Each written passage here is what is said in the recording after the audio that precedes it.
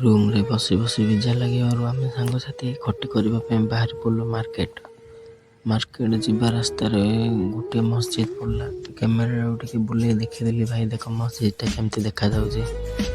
ଏଇଠି ଆଙ୍କ ପାଇଁ ଭାଇ ମସଜିଦ୍ ଯେଉଁଠି ବି ଯାଅ ସବୁ ଜାଗାରେ ମସଜିଦ୍ ଥିବ ମୋ ଭାଇ।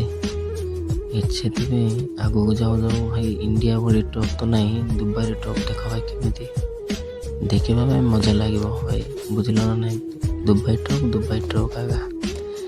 କିଛି ଦୂର ଗଲା ପରେ ଆଉ ଜଣେ ଭାଇ ମିଶିଲେ, କ୍ୟାମେରାଟାକୁ ବୁଲେଇ ଦେଇ ଦେଖେଇଦେଲେ, ଭାଇ ମରୁଭୂମିରେ ଚାଲିବାଟା ବହୁତ କଷ୍ଟ, ତମେ ବି ଜାଣିଛ ଭାଇ, ବୁଝିଲ ନା ନାହିଁ।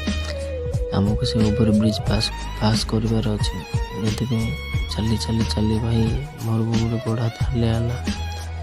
କିଛି ଦୂର ଗଲା ପରେ ଆମେ ଓଭର ବ୍ରିଜ୍ ଉଠିଲା ପରେ ଆମେ ଦେଖିଲୁ ଯେ ଟ୍ରେନ୍ ଟ୍ରାକ୍ ବି ପଡ଼ିଛି ଭାଇ। ଦୁବାଇରେ ବି ଟ୍ରେନ୍ ଟ୍ରାକ୍ ଅଛି, କ'ଣ କରିବା ଭାଇ। ଚାଲି ଆମେ ତ ସିଟି ପାଖକୁ ପହଞ୍ଚିଲୁ।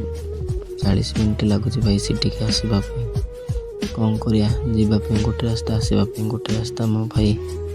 ସେଥିପାଇଁ ପାଖାପାଖି ସିଟି ପାଖାପାଖି ଆସିଲୁ। ଦେଖିପାରୁଥିବ, ଯିବା ପାଇଁ ଗୋଟେ ଲାଇନ୍, ଆସିବା ପାଇଁ ଗୋଟେ ଲାଇନ୍ ଗାଡ଼ିର।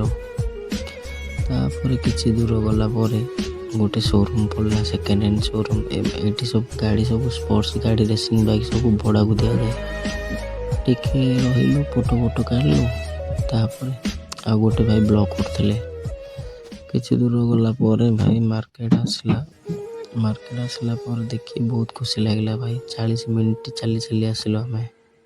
କ'ଣ କରିବୁ ଭାଇ, ପଇସା କମେଇବାର ଅଛି। କିଛି ଦୂର ଗଲା ପରେ ଭାଇ ଆଉ ଗୋଟେ ମାର୍କେଟ ଆସିଲା, ଦେଖିଲୁ ସବୁ ଗାଡ଼ି ପାର୍କିଂରେ ଲାଗିଛି ଭାଇ। ଏଠି କ'ଣ ପାର୍କିଂ ପାଇଁ ବହୁତ ସୁବିଧା ଅଛି। ଆଗକୁ ଗଲୁ, ଆଗକୁ ଯାଇ ଦେଖିଲୁ ତ ପୁରା ଫାଷ୍ଟ ଯାଇ କ୍ୟାମେରାଟାକୁ ବୁଲେଇ ଦେଖିଲି। ଆଉ କିଛି ଦୂର ଗଲା ପରେ ଭାଇ ବକାଲା ଆସିଲା। ସମସ୍ତେ ଏଠି ବିଲ୍ ପାଇଁ ଲାଇନ୍ରେ ଠିଆ ହେଇଛନ୍ତି। କ୍ୟାମେରାଟାକୁ ଟିକେ ଦେଖ ଭାଇ, ବୁଲଉଛି। ସବୁ ପ୍ରକାର ସାମଗ୍ରୀ ଏଠାରେ ମିଳେ, ଇଣ୍ଡିଆ ଭଳି ସବୁ ପ୍ରକାର ସାମଗ୍ରୀ ମିଳେ, ବୁଝିଲ। ଆମେ ଆମ ସାମାନ କିଣିଦେଇ ଆମେ ବାହାରି ପଡ଼ିଲୁ ଆଉ ଗୋଟେ ସାମାନ କିଣିବା ପାଇଁ।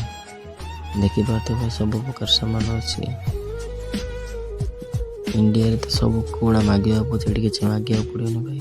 ସବୁ ରେଟ୍ ଲେଖା ଯାଇଥିବ, ଯିଏ ଯାହାର ରେଟ୍ ଯାହା ହିସାବରେ ଯେଉଁଟା ଧରିବ ହାତ ଧରିବ। ରଖୁଛି, ଜୟ ଜଗନ୍ନାଥ।